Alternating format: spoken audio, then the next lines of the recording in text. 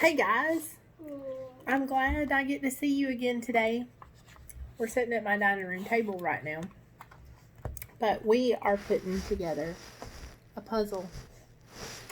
We are working on a puzzle of Tennessee, and it has all different pictures of all the things that are popular in the different spots of Tennessee. We just got through going out and feeding the chickens, and Zachary and Grant decided we needed some new baby chicks. So we got a bunch of eggs and started up the incubator. So in about 25 to 30 days, we should have some new baby chicks starting to come. So I just wanted to get on here and tell you, hey, and I miss you. It took me forever to load the first video that I did for y'all reading chapter 1 of The Missing Mummy right here. But hopefully today will be better. Instead of using my computer, I'm trying to use my cell phone right now. So hopefully it should upload faster. Where we live, we do not have good internet at all. And so it takes forever to upload it. So I thought we would get to chapter 2. Sorry, I got puzzle pieces going everywhere. So, chapter 2. I hope everybody remembers where we left off on chapter 1. They were going to the museum and they were going to see the mummies. And so they were going in the tombs at the museum. So here is a picture. I'm going to try to get it all in of the beginning of chapter 2. It says, one of the coffins was lying on a stone table.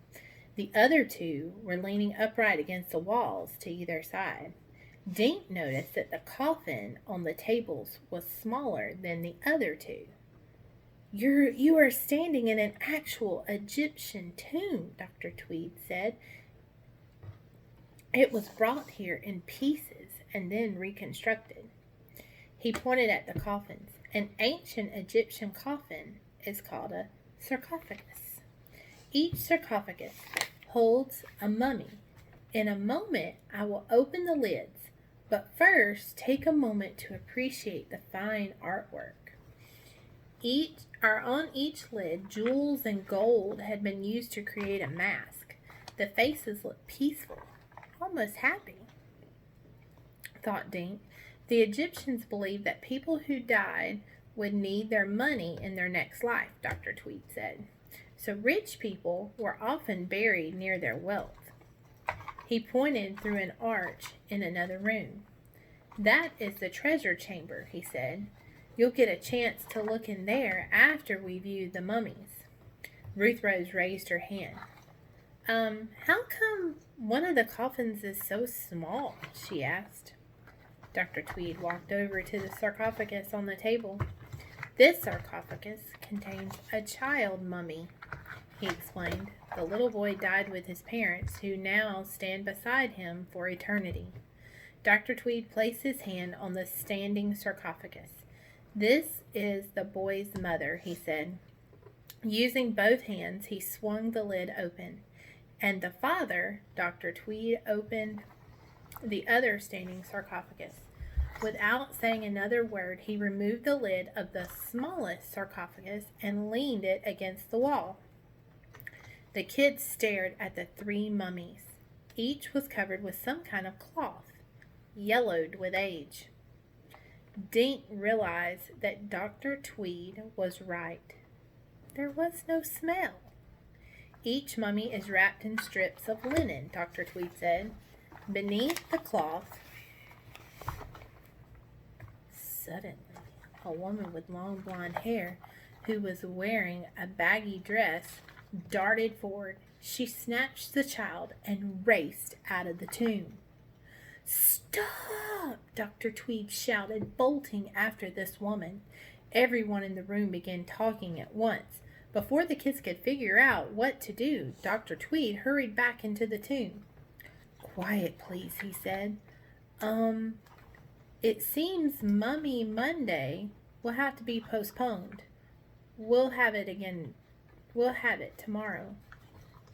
Wait a minute. But tomorrow is Tyrannosaurus Tuesday, someone said. Dr. Tweed looked very flustered. His tan face had turned pale, and one of his eyelids was twitching. Yes, of course, you're right, he said. I'll schedule another Mummy Day for next week. Now you'll have to leave the tomb. I'm very sorry. Kids mumbled, "No fair," as they filed out. Dr. Tweed stepped aside to let them pass. Why would anybody want to steal a mummy? Josh asked as Dink and Ruth Rose followed the other kids. I read somewhere that the gold and jewels were wrapped up with the bodies. Maybe that mummy was valuable. Maybe it had a lot of jewels inside of the cloth. You mean that woman is going to unwrap a mummy? Josh asked. Gross! Dink, Josh, and Ruth Rose were the last kids out of the tomb. A moment later, Dr. Tweed hurried past. Behind them, the tomb door closed with a rumble. This is so bogus, Josh said. Should we just go home? I have to use the restroom first, Ruth Rose said. The kids found the restrooms. Around the corner from the tomb, the door to the ladies' room opened, and the smartly dressed woman with the sharp, dark hair stepped out. She was carrying a briefcase and talking on the cell phone. We'll wait for you in here, Dink said as Ruth Rose slipped out of the restroom. I wonder what the thief did with the mummy, Josh said. I mean, she couldn't exactly carry it down Main Street. Suddenly, the restroom door crashed open. Ruth Rose stood there looking as if she had seen a ghost. Ruth Rose, what's the matter? Dink said. Get Dr. Tweed, she answered. It's in the restroom. What's in the restroom? Josh asked. Ruth Rose took a deep breath. The missing mummy, she said. And that's the end of chapter 2. Here is the picture of the beginning of chapter 3. And we will hopefully read that tomorrow. I'm going to upload this video now and hopefully it goes through quickly. So hopefully you get to see it tonight. It's Friday, so I know we have Saturday and Sunday. I would like for us to set up a Zoom. That's where we can sit and talk. I tried to do one the other day.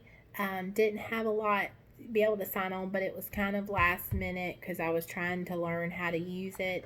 We did it with Zachary's 3rd grade class this morning and had a good time with it. So hopefully we can do one. If you want to just comment below on this video, or you can comment on your Google Classroom and kind of let me know what a good time is that we could meet together and we can all get on there and kind of chat everything. We'll have a good time. I love you all. I miss you. A big virtual hug from me. So hopefully we'll get to see each other soon. Bye.